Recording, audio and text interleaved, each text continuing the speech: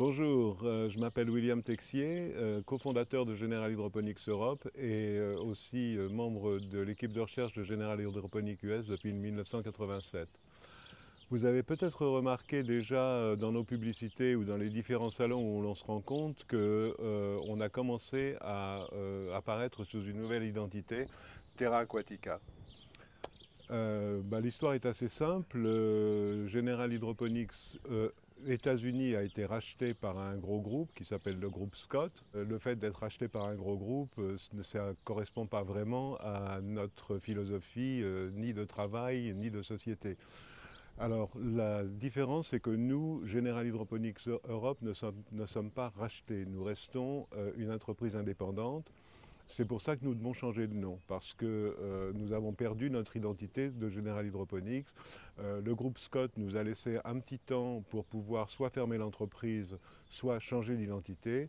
Il n'est pas question de fermer l'entreprise qui nourrit un certain nombre de personnes et avec les dérivés et les sous-traitants, ça représente quand même pas mal de monde. Et donc, voilà, nous sommes obligés de changer d'identité. Notre nouvelle identité, c'est ça, c'est Terra Aquatica. Vous allez voir pendant un certain temps Terra Aquatica by GHI et petit à petit GHI va disparaître, doit disparaître puisque nous n'aurons plus le droit de l'utiliser et on deviendra purement et simplement Terra Aquatica. Voilà, c'est un processus très difficile pour nous tous. Moi je travaille pour cette entreprise depuis 1987 et General Hydroponics aux États-Unis c'est un mythe, ça a été le fondateur de notre industrie en fait, ça a été le premier et ça a été le plus important. Encore aujourd'hui, il est reconnu comme le leader de cette industrie. C'est pour ça d'ailleurs que Scott l'a racheté. Scott ne s'est pas contenté de racheter General Hydroponics. Par la suite, ils ont racheté plusieurs entreprises. Disons qu'aujourd'hui, un groupe comme Scott contrôle pratiquement toute l'industrie de la culture intérieure aux États-Unis. C'est assez scandaleux parce qu'on s'est battu toute notre vie pour une normalisation, on va dire, des cultures et c'était pas pour que ça revienne dans les mains d'un gros groupe. Donc nous, on est assez effarés par ce qui se passe aux États-Unis et on ne voudrait pas que la même chose arrive en Europe. Voilà, donc on reste une entreprise indépendante, on va devenir Terra Aquatica. Les produits sont toujours les mêmes. On a perdu l'image, on n'a pas perdu les produits, ils ne peuvent pas nous les enlever. Une partie des formules m'appartiennent, une autre partie des formules sont de Karl Hermann, notre biochimiste historique.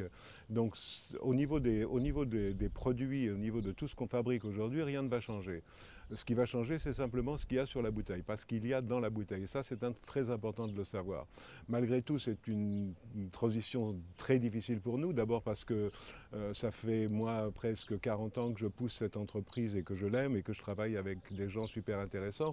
Nous avons un engagement de jamais nous vendre à un grand groupe. Ce qui s'est passé aux États-Unis se passera chez nous aussi. C'est-à-dire que quand un certain nombre de lois seront en train de changer, les grosses entreprises voudront rentrer dans cette industrie dans laquelle ils ne sont pas rentrés jusqu'à aujourd'hui.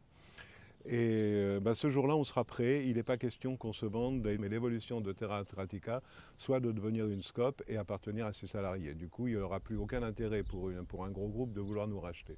Voilà, je voudrais adresser ce message à tous ceux qui nous connaissent, à tous ceux qui nous ont suivis pendant toutes ces années. Ça fait 25 ans qu'on est en Europe et qu'on essaye de pousser cette marque. Aujourd'hui, on doit la tuer, on doit la faire oublier pour qu'à la place renaisse Terra Aquatica.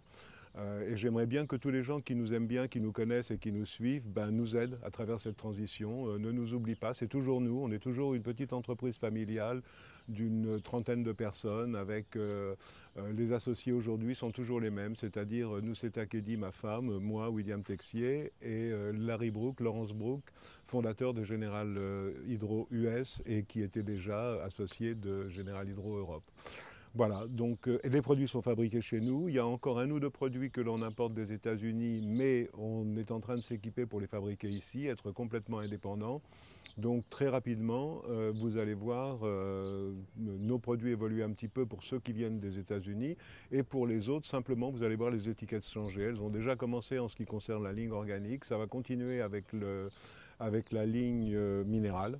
Je vous remercie et je vous souhaite des bonnes cultures. Au revoir.